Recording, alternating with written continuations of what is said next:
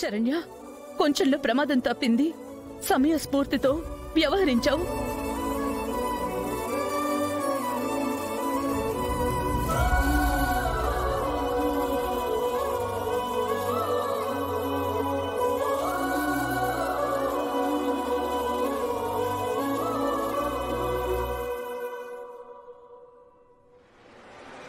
అమ్మి అనన్య, ఓ అమ్మి ఏడబోయుండావో?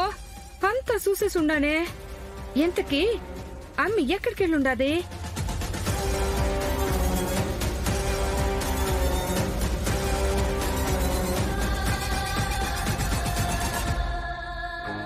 ఏంటి పని మనిషి కాంచనా? ఏంటి ఇల్లంతా వెతుకుతున్నావు? ఏదైనా పారేసుకున్నావా ఏంటి? నీ సొత్తు పారేసుకునేదానికి నా కాడ ఏముండాయి సొమ్ములు? మా అమ్మి అనన్య ఉదయం నుంచి కనిపించకుండా పోతేను చూస్తా ఉండాను. అమ్మ శరణ్య, ఇంట్లో ప్రీతి కూడా ఉదయం నుంచి కనిపించట్లేదు కదా? అవునత్తయ్య గారు, ప్రీతి అక్క ఉదయాన్నే లేచి కనీసం మాటైనా ఇంట్లో ఎవరికి చెప్పకుండా అనన్య అక్కని బలవంతంగా తీసుకుని బయటకు వెళ్ళిపోయింది.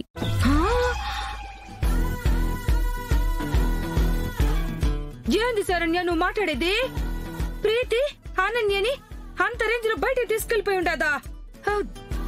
దేనికోసం అయి ఉంటది? అయ్యో, చేసిన పాపాలన్నింటినీ ఆ దేవుడు అస్తమానం చూస్తూ ఊరుకుంటాడా?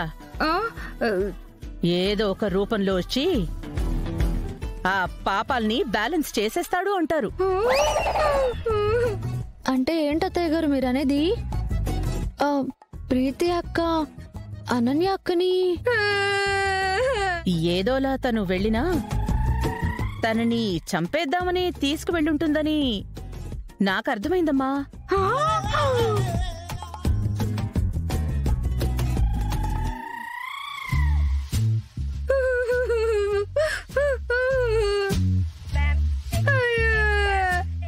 భగవంతుడా, అకారణంగా ఆ పిల్ల ఈ పిల్లని ఎందుకు చంపుతాది? ఏం దోదరమ్మా తమరనేది? మరి చేసిన పాపాలు తక్కువ? ఎప్పుడూ అంటుంటుంది కదా, ఈ ఇంటిని నాశనం చేసే వరకు ఊరుకోను అని. అనన్య వాగిన మాటలు ఎప్పుడో ప్రీతి వినే ఉంటుంది. సో దాని ఫలితమే ఇదంటారా అత్తయ్య గారు? మరంతే కదా.